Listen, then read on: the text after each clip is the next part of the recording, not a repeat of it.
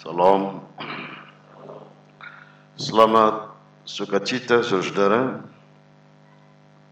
Hari ini periode mutasi di klasis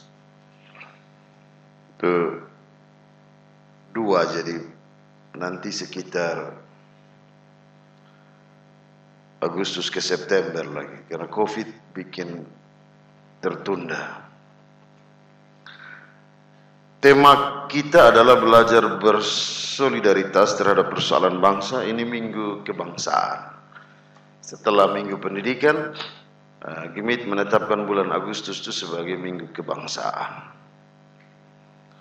Jadi kita semua boleh berkata merdeka. 1, 2, 3. Merdeka. Mesti begini. Merdeka. 1, 2, 3. Merdeka. Itu. Jadi kalau ada di sampingmu yang tidak memerdekakan engkau, lenyapkanlah dia. Kitab Ester ini memang kalau diselidiki tidak ada satu kata pun yang dia tulis tentang Tuhan. Mengapa begitu? Karena memang settingan bacaan ini adalah transisi pembuangan. Jadi orang Israel itu dia ditawan oleh Babel berapa tahun, saudara? Menurut catatan Alkitab. Di Babel mereka dibuang berapa tahun? 70. Kemudian oleh Persia, kan 70 tiba-tiba Persia ke skala Babel. Kurang lebih ada 10 tahun. Genaplah 80. Gitu. Sementara ini nama Ahasveros ini dalam dalam Ahasveros yang dimaksud Kores. Ini dalam cerita ini. Dia yang suruh orang Israel pergi pulang membangun. Karena diceritakan dalam bentuk dalam kisah pembuangan, apalagi Ester sendiri waktu dia ikut kontes mengganti Ratu Wasti. Waktu itu dia juga tidak pernah mengakui bahwa dia orang Yahudi. Dia itu identitasnya disembunyikan. Nah karena itu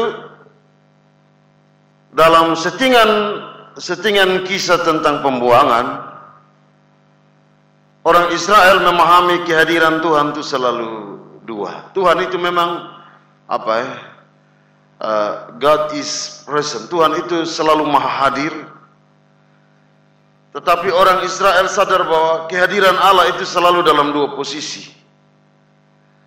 Jadi Allah itu kadang dia adalah God is head of history. Allah yang ada di depan panggung sejarah kehidupan manusia. Tapi dia juga kadang dia menjadi Allah yang God is behind. Jadi Allah yang ada di belakang panggung sejarah kehidupan manusia. Tuhan yang berdiam diri tidak tampil karena dia membiarkan umatnya menikmati cara menuntun untuk mereka berubah. Tetapi itu semua yang sebut Tuhan pun nama Jubai. Amin. Potong batas salah sedikit. Sumpah demi nama Tuhan. Bapak selingkuh, sumpah demi nama Tuhan. Betul? Hanya satu, Sir. Nah, itu celaka. Jadi waktu sedikit-sedikit, sumpah demi nama Tuhan. Jatuh juga, aduh Tuhan. Siapa mau help?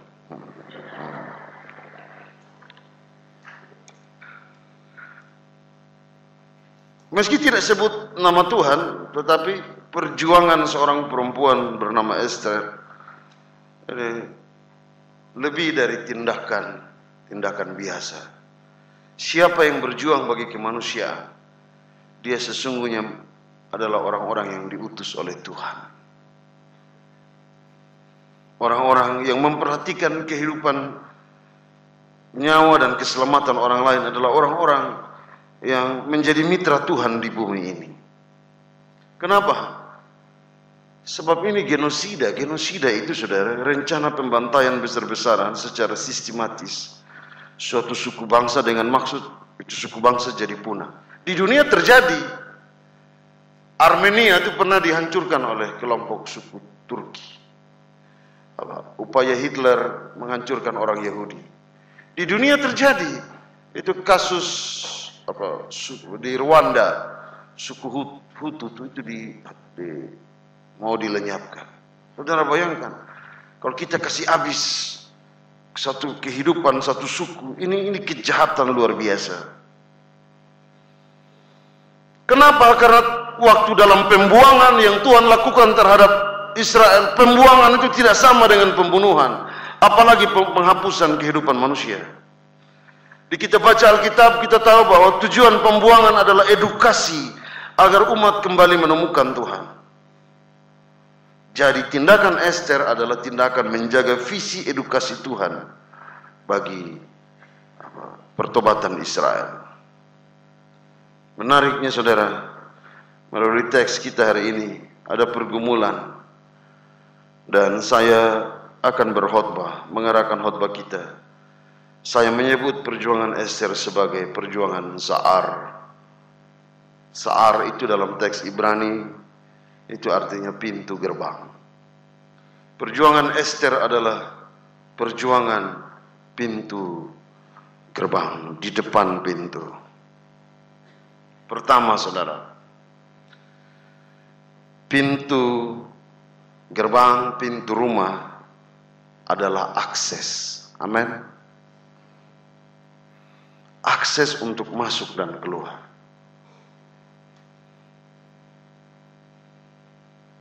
Di pintu rumah seorang ayah akan berpamitan, mama, anak-anak, bapak jalan mencari sesuap nasi. Di pintu rumah anak-anak akan berjuang, pergi untuk perjuangan masa depan mereka. Mama juga berpamitan di pintu rumah. Dan di pintu rumah pula semuanya kembali. Amin. Atau ada yang pulang dia lewat jendela? Tidak ada. Semua lewat pintu rumah. Kita tidak pernah tahu apa yang terjadi di balik pintu rumah kita. Bapak bisa pergi dengan sehat, namun tidak menjamin bahwa dia pulang tidak sakit. Bapak bisa pergi dengan selamat, tapi belum tentu dia pulang dengan selamat. Bisa jadi tinggal nyawa, mati, kematian. Karena itu saya pernah main gila begini. Kalau saudara pernah dengar saya bilang begini, tolong kalau keluar rumah tuh cium binimu baik-baik. Cium, tekan. Bapak Sujala. Kenapa? Paling kurang kalau saudara cium dan sesuatu terjadi di saudara mati, pulang pun binimu menangis yang kebanggaan. Aduh bapak, tadi lu masih sempat cium beta. Bangga toh? Ya. Nah, kalau saudara pukul binimu, tadi lu masih pukul beta, setan pantas lu mati. Nah, tidak ada kebanggaan sama sekali itu. Nah, umat Israel saudara berada di pintu gerbang kematian sebenarnya. Rekayasa sistemik Haman tinggal selangkah dari pintu kehidupan menuju pintu kematian. Saudara perhatikan toh, coba perhatikan orang-orang yang sakit dan selangkah lagi menuju kematian. Apa yang mereka butuh? Perhatian dan kasih sayang.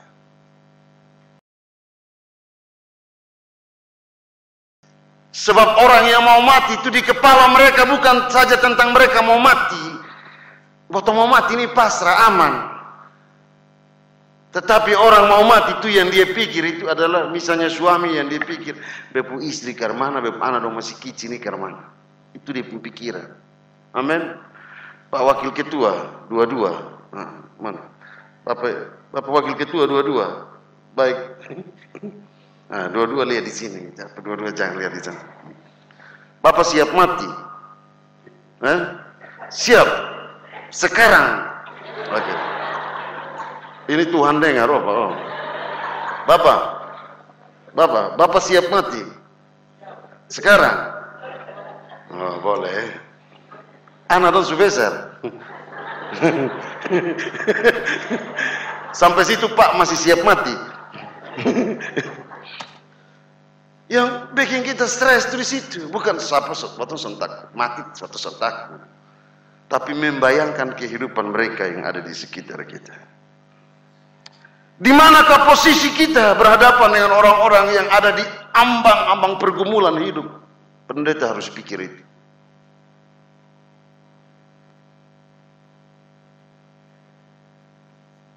Berhadapan dengan orang yang mengalami pergumulan hidup. Kadang orang yang stres tuh, di gereja dia marah-marah. Mengertilah bahwa ada roh jahat sedang menguasai dia. Mesti mengerti ini keadaan.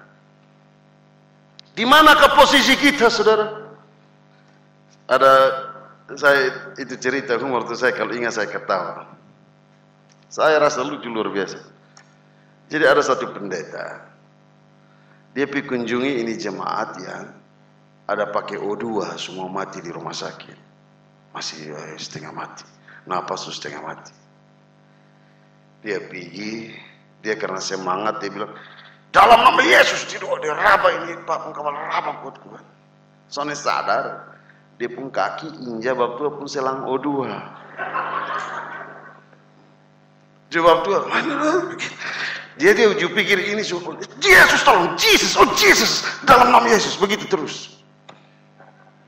Jadi sampai setengah mati dia minta begini, udah kasih dia ballpoint dan kertas, dia tulis, Bapak pendeta injak bepung ini. Jadi karena Bapak Tua pegang ini, tapi karena pikir dia pun ini sebab Tua dalam, nah selama juga Bapak Tua mati. Jadi ini kertas ini disimpan di pun jas. Waktu penguburan, dia pakai kembali itu jas. Jadi bilang, oh saya ingat waktu itu sebelum mati dia ada sempat tulis. Dia buka begini, dia ditahedek memang. Rupanya di situ ditulis Bapak injak bepung selang O2. Itu berarti. Di manakah posisi kita berhadapan dengan jemaat-jemaat yang bergumul dengan kehidupan ini? Pendeta harus hadir untuk menunjukkan akses pintu sorga kepada jemaat.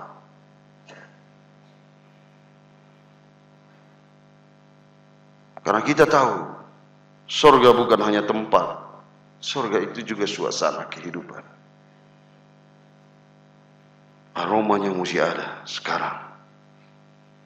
Tunjukkan tanda-tanda kerajaan sorga dalam kata-katamu, dalam sikapmu. Pikir baik-baik ketika jemaatmu kelaparan, sakit dan menderita. Saya ingat satu orang namanya Pak Ivalo. Dia cerita pada saya begini.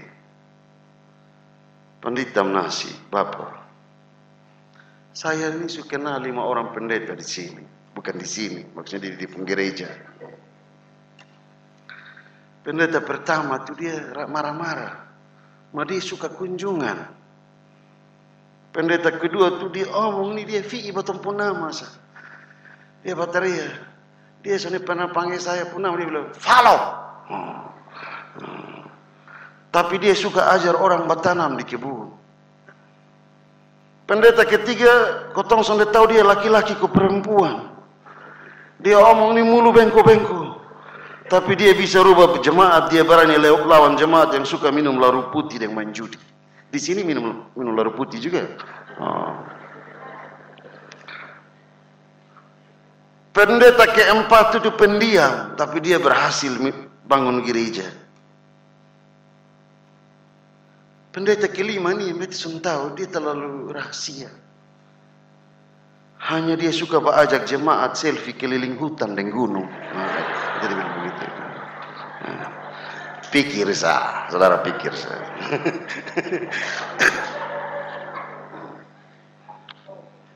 Itu pertama Pendeta juga terlalu banyak foto-foto. Hal sontal penting jangan usah. Siapa antar waktunya di benak. Siapa mau help? Di Oesau bunga matahari. Gas koren. Di mana? Sekarang yang terkenal lagi di mana? Di Fatukopa. Di Fatukopa susah sudah datang. Pokoknya saudara. Hal kedua, tadi pertama saya bilang pintu itu akses. Namun tidak semua orang bisa masuk pintu dengan bebas. Saudara pi bertamu di orang rumah, belum tentu saudara langsung masuk di orang pun kamar tidur. Bapak coba, bapak pi bertamu baru pi orang rumah baru masuk orang kamar tidur. So mungkin mam tuan rumah bilang mari.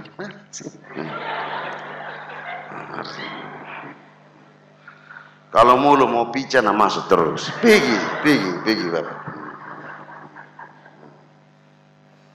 Pergi. Pintu berangkas itu hanya milik bendahara dan ketua di gereja. Pintu gereja ini juga koster punya. Tapi saya tanya, waktu koster buka pintu, siapa yang ada duluan di dalam gereja? Ya? Setelah koster buka pintu, siapa yang ada duluan dalam gereja? Hah? Setan. Karena itu saudara masuk tuh, saudara lihat satu sudah betul itu. Pintu surga hanya milik mereka yang dilayakkan oleh Tuhan. Pintu istana ratu dan raja, kata teks, tak bisa dimasuki sembarang orang. Itu pintu akses bagi sang raja. Pintu ratu itu adalah akses bagi sang raja. Apa yang ada dalam bayangan kita? Ini bukan perjuangan ringan, saudara. Apalagi oleh seorang perempuan. Ini sebuah kemelut. Penyebutan nama Esther ini memang ciri khas Israel. Karena dia perempuan. Israel itu memang aneh. Leluhur mereka seorang perempuan mandul, Sarah, hamil di usia tua. Israel itu memang aneh. Saya tanya mama-mama, tua baru hamil tuh bangga kok sana? Coba. Kalau masih muda kan hamil, wih baby, doraba-raba. Maka kalau sudah tua, wih babi. sorry, saya. Apa saudara bayangkan? Petugas posyandu juga bingung. Oma pi posyandu, petugas juga bingung. Saya kasih tanya. Mau kasih vitamin apa? Oma duduk di mana? Oma senyum gigi sana ada lebar hamil. Baru opa dari belakang hamil. Bisa.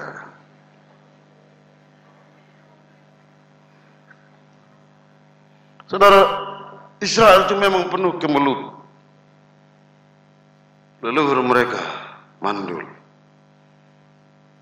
Tapi Tuhan selalu bikin yang lemah jadi kuat. Dan Tuhan hadirkan tokoh-tokoh yang lemah. Saudara pikir ya, Israel itu hanya satu titik bangsa kecil. Tapi bisa dia bertahan sampai hari ini. Israel. Bayangkan bahwa yang jadi raja pertama Israel itu selalu itu Saul. Itu suku kecil Benyamin. Yang kecil-kecilan Tuhan berpihak pada mereka. Leluhur Israel bernama dulu ada satu leluhur Israel. Dia turunannya oma dari Tuhan Yesus juga. Namanya Rahab. Rahab itu siapa? Pelacur yang menyelamatkan itu 12 pengintai. Itu pengintai Yeriko. Ada leluhur Israel lain bernama Ruth. Siapa dia? Dia orang Moab. Dia pernah terancam kelaparan. Tetapi lihat Tuhan berkarya lewat cara-cara yang lemah itu. Dengar baik-baik. Sebagai ratu saudara, posisi Esther itu hanya sebagai teman tidur dari raja. Dia tidak boleh lebih. Karena menurut catatan, saudara tahu, Kores Ahasveros itu dia istri berapa? 135.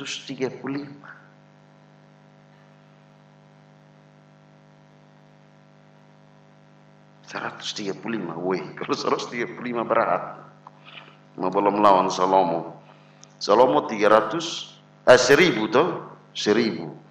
Nah 1 tahun hanya 365 hari.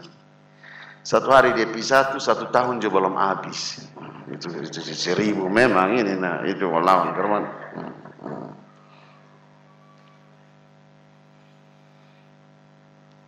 Tetapi pengulangan sejarah selalu menunjukkan kehadiran Allah. Tuhan berkarya dengan cara yang lemah itu. Karena itu Esther, kalau saudara baca teks ini, pulang baca sampai habis. Di ayat 16 saya baca. Dia bilang, kalau begitu kamu pulang dan berpuasa bagi aku. Kumpul semua orang Yahudi berpuasa untuk aku 3 hari lamanya, baik waktu malam, pagi, siang, semua berpuasa. Karena orang Israel punya keyakinan itu bahwa meski mereka ada di titik lemah, Tuhan tidak pernah meninggalkan mereka. Ini keyakinan iman.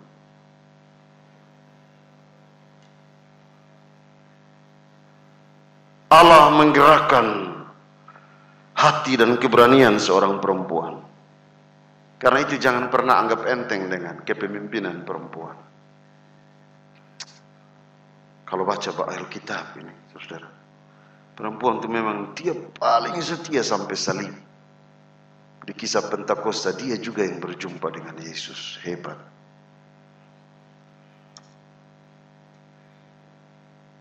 Perempuan itu kalau dia pimpin apa-apa, atau misalnya dalam ini ruangan, pasti ini ruangan pun cara tata beda. Rapi, bersih, beda. Karena dia menyentuh dengan jiwanya. Suruh botong laki-laki yang baatur begini, botong payah.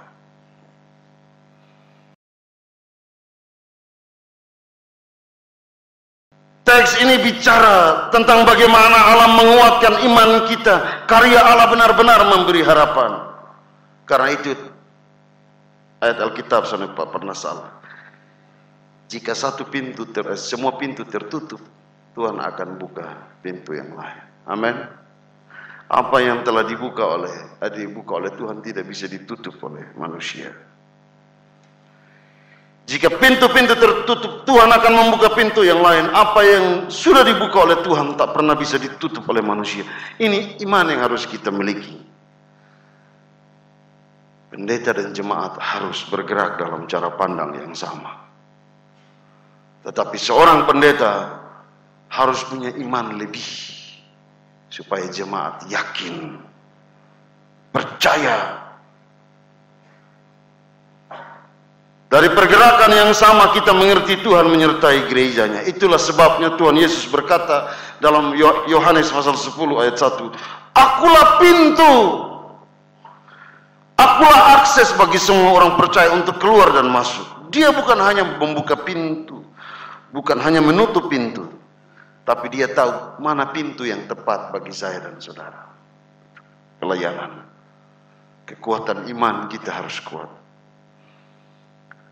Kalau beta mau bilang, beta bisa bertahan 4 tahun, 8 tahun, 12 tahun, bertahun-tahun di satu jemaat, bukan karena kita hebat sebenarnya, tapi karena Tuhan pengasihan. Hal ketiga, ini terakhir. Pintu gerbang adalah tempat kita ambil pilihan. Saudara pamit kepada istri, suami, anak-anak ke satu tempat dari muka pintu, tapi bisa jadi saudara begitu keluar, saudara bergeser ke tempat lain. Suami keluar pintu, istri tanya, "Bapak pi mana?" "Ibadah," padahal pi main biliar. Siapa tahu? Atau bisa ambil pilihan yang salah.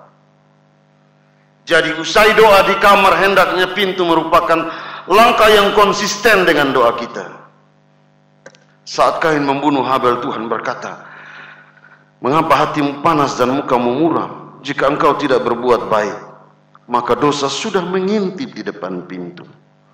Dosa sudah ada di ambang pintu. Lalu apa yang Ester pilih?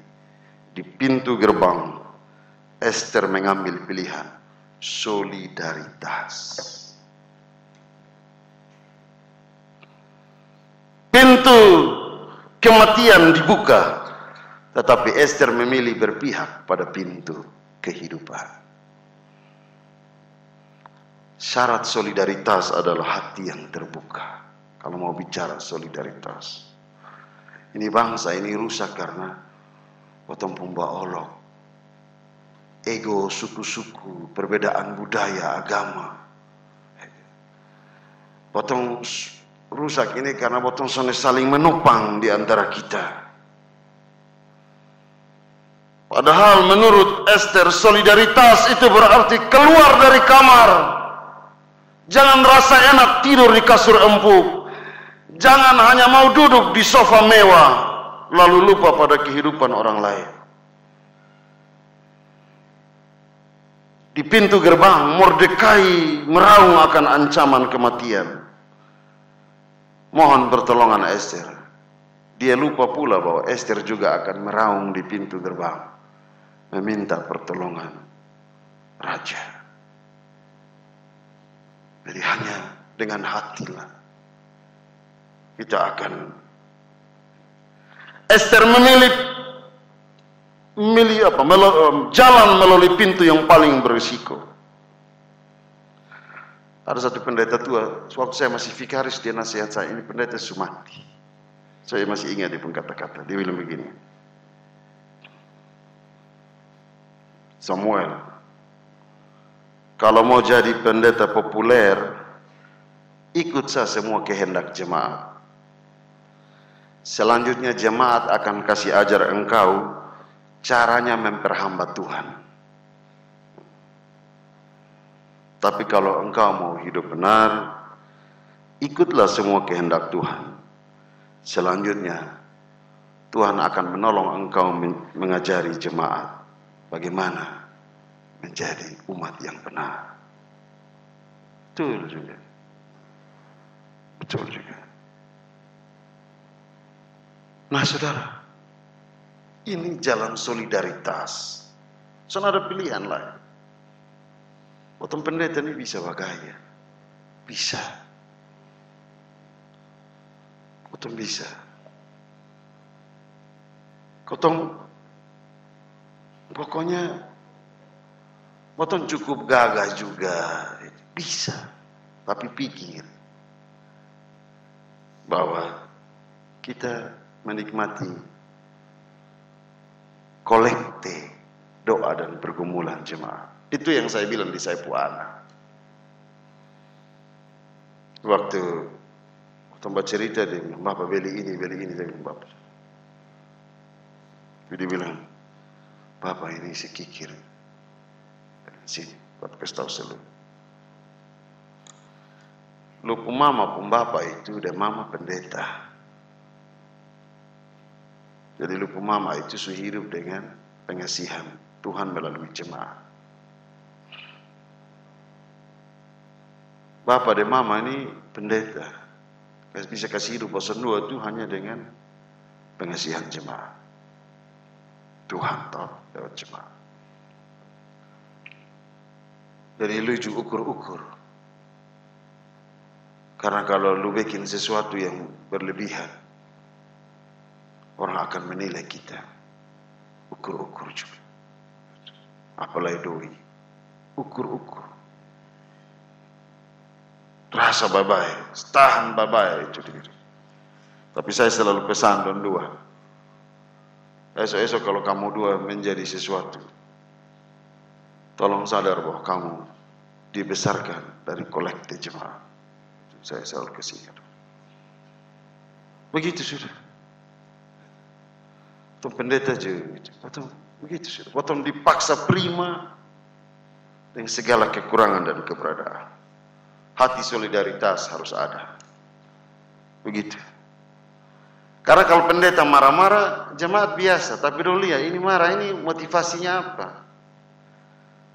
Ketika dong temukan bahwa tong marah dan potong pu hati baik, dong senarkan, dong sudah, mam tua omong begitu, mah dia pu hati baik, diam-diam sah.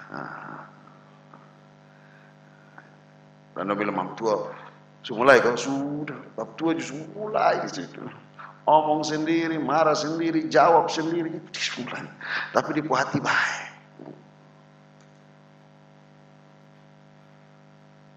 Kadang botong diam-diam, terlalu juga jemaat tak. Soal botong sana senyum juga jemaat tak. Tapi kalau jemaat yang tahu botong sana senyum juga, dia sana senyum mau hati baik. Di pemuka memang begitu dah, hati baik. Saya dan Bapak Nyongki, oh iya Bapak Nyongki. Kami dua memang saudara juga, tipe-tipe beres, tipis-tipis. Jemaat lihat kami dong gugup Pak. Dong lihat tuh dong pikiran, saudara mau marah kami ini pikir kami angkat kepala begini, saya lihat, saya kira saudara juga pikir ini badan besar begini. Tapi jemaat selalu bilang, Papua muka jahat, mah hati baik. Papua muka jahat, dong hati baik. Solidaritas. Karena Allah bersolidaritas. Perjuangan di pintu gerbang masih panjang. Soal di depan kita, baik COVID maupun ekonomi menanti kita. Ada soal-soal di depan kita banyak. Soal-soal di jemaat itu banyak. Tapi katanya, atau orang NTT, saudara masuk lewat pintu muka, saudara adalah tamu. Tapi kalau saudara datang lewat pintu belakang, saudara telah merebut setengah hatinya.